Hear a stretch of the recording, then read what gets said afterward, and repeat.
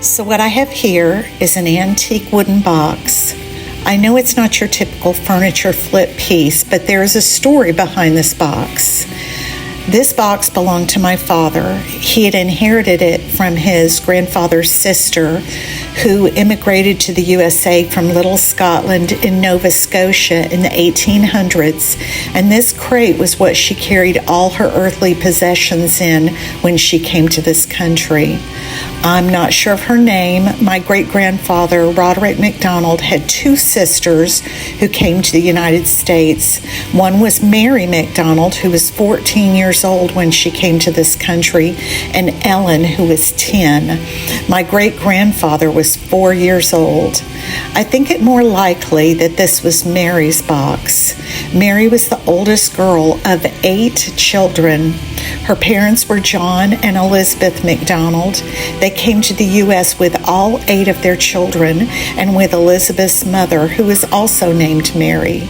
I cannot imagine the journey and the courage it took to pack up your entire life and go to live in another country with children ranging in ages from 15 to just 1 year old. This box has been around my entire life. My father kept his record collection in it, and once that was gone, my mother kept artwork from mine and my sister's childhood in it. My sweet daddy passed away in 2010, and my mom passed this box down to me recently when she was downsizing to a smaller place.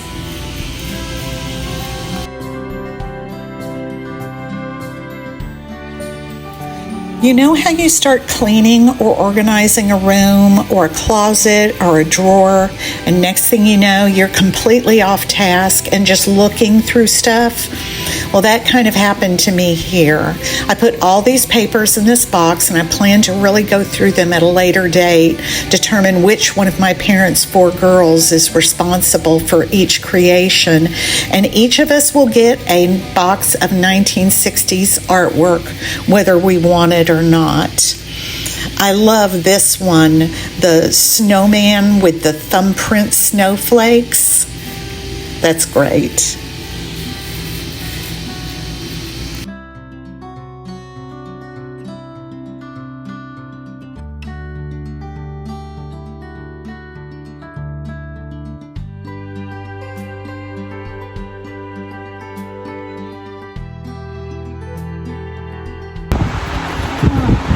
That's my sister. That was fun, but back to my project. You can easily see the cracks, gouges, and scratches in the wood. It's missing a hinge, and some of the wood from the lid broke away, probably weakened where that missing hinge was attached. It also has a huge crack all along the lid. On the positive side, I love how the sides of the box are dovetailed together. That is great attention to detail, considering they would have only had access to hand tools. Furniture started to be mass-produced in the 1800s, but I still think this was made by hand.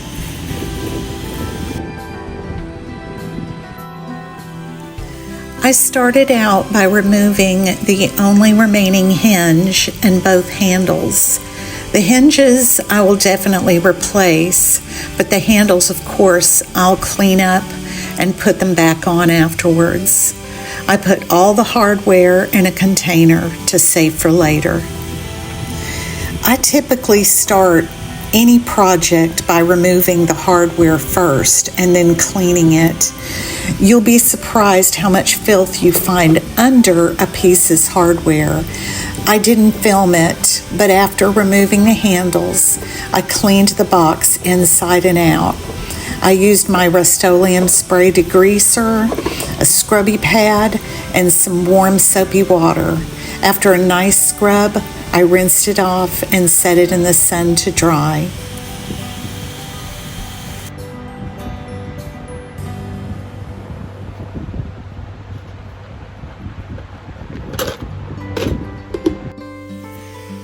Some repairs are just not in my skill set, I'm sad to say, and I have a healthy fear of power tools. Enter my handy husband, who has no such fear. He helped me out with this broken lid. He cut off the part of the lid with the jagged break in it so he could cut a new piece to go there, and the two would fit together seamlessly.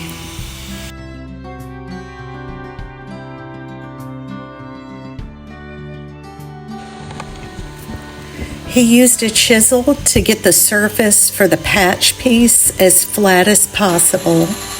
Then he used his bandsaw to make the new piece of wood a custom patch for the missing piece.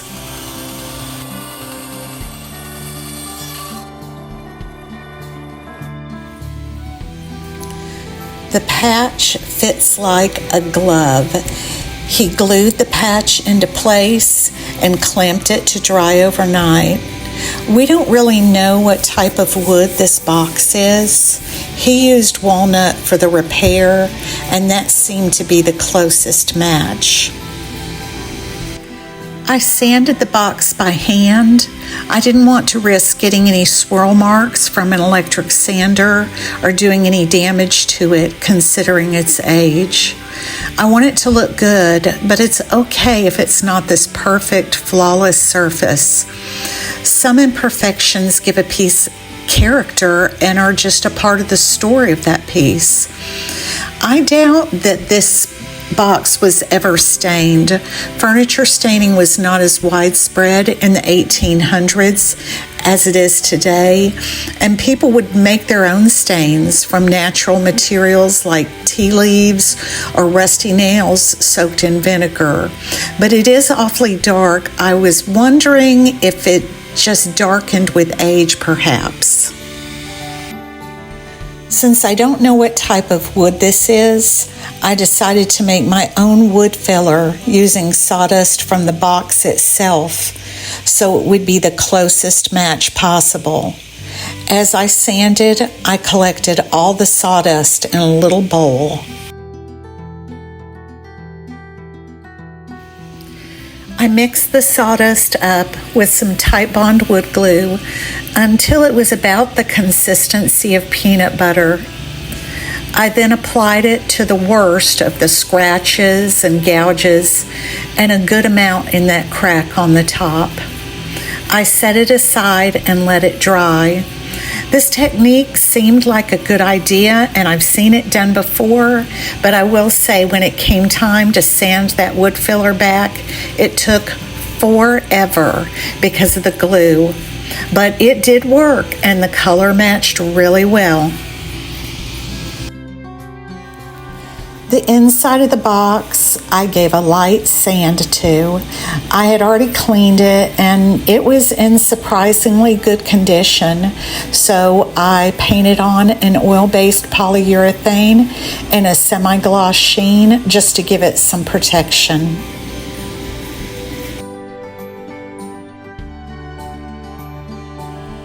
I'm really trying to preserve the original patina on this box as much as possible, so I used Formby's Restore Finish.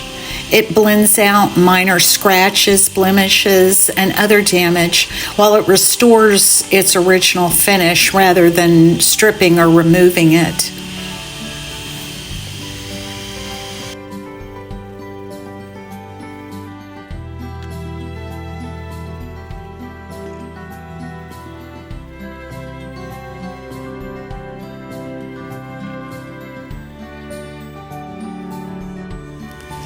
The base of the box was in terrible shape. There really wasn't too much I could do to restore it, but I wanted to make it look better and seal it to protect it going forward. So I taped it off from the sides and painted 3 coats of a satin paint in black, and followed that with 2 coats of Dixie Belle's Gator Hide, which is a super durable top coat. After everything was dry, I sprayed on some Mohawk furniture toner in the shade Perfect Brown to even out the color of the wood, especially on the lid where we had added that patch. It has a top coat in it, so it gave the box a nice luster.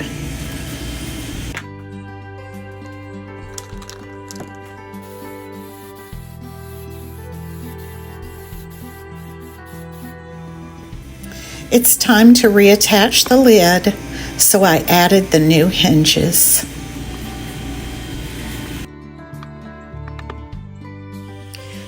I think the reason the lid broke was because it was going back too far when it was being opened, so I had my husband help me add a support hinge. This will not only keep the lid from opening too far and putting pressure on the hinges, but it will also make it soft close so the lid won't just slam shut. We also added a teardrop pull to the center of the lid. I love the way it looks, and it really needed a pull there.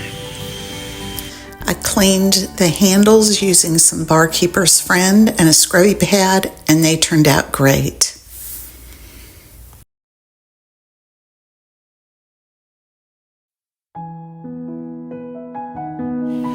So here's my finished product. It has truly been a labor of love for me, honoring this possession from my father and for those who came before him. You can still see the crack in the lid, so what I decided to do to disguise that crack was to paint a black square on the lid using a high gloss black, and then I outlined the square using some antique gold rub and buff. I taped the square off using painter's tape, and it was a challenge getting that perfectly square and the lines crisp, but I think it really added a nice touch to the plain wooden box. My dad would say it was classy. The last thing I added was legs. The box was just too low to the ground, and I really wanted to give it a useful new life as an end table. So I purchased these cast iron legs at Hobby Lobby. They're plenty sturdy and really go with the look of the rest of the piece. Now I have this lovely end table that holds not only my books, but so many memories of my childhood. I'm quoting my father here directly from his will. The value of each of these specific items is, to me, conferred upon them due to the family history which they represent and the fond memories which I have of them as I grew up with them, always being a part of my life. Please try to love and value them as I always have. This is my plan, Daddy.